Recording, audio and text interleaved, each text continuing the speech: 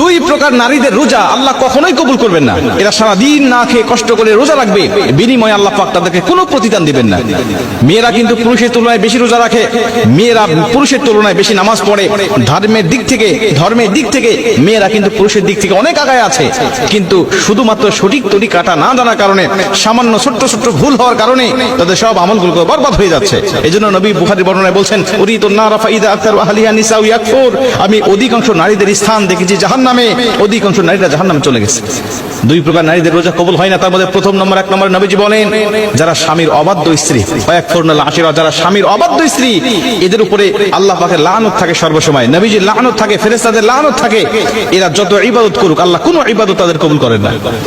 নবীজি সাল্লাল্লাহু আলাইহি ওয়াসাল্লাম বলেন, যাদের উপরে নারাজ রয়েছে স্বামী বৈধ কারণে, এরা যখন কবরে যাবে, এরা যখন হাসরের মাঠে উঠবে, মিজানের পাল্লায় যখন তাদের আমলনামাটা মাপ দেওয়া হবে, দেখা হবে একদম জিরো, তাদের কোনো আমলনামাটা আল্লাহ পাক কবুল করেন নাই, অথচ পাহাড় সমপরিমাণ সওয়াব তারা ইনকাম করেছিল। স্বামীর অবাধ্য হওয়ার কারণে নবীজি সাল্লাল্লাহু আলাইহি ওয়াসাল্লাম বলেন, কোন স্বামী যদি স্ত্রীকে একান্তভাবে পেতে চায়, কিন্তু স্ত্রী যদি তার স্বামীর ডাকে সাড়া না দেয়, আল্লাহ পাক সারা রাত ফেরেশতারা তার উপরে লানত করতে থাকে, আল্লাহ পাক লানত করতে থাকে। এজন্য স্বামীর কথা শুনতে হবে। নবীজি বলছে স্বামীর গুরুত্ব কত বেশি যদি কোনো মেয়ে জানতো, আর আমি নবীজি যদি আল্লাহর পরে কাউকে সেজদা দেওয়া জায়েজ হতো, বলে দিতাম প্রতিটা স্ত্রীকে তার স্বামীকে যেন সেজদা দেয়।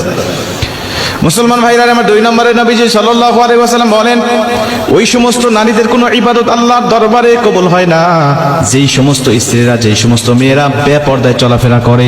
আজকে রমজান মাস, দেখবেন মার্কেটে চলে যাবেন, রাস্তাঘাটে বিভিন্ন জায়গায় শপিং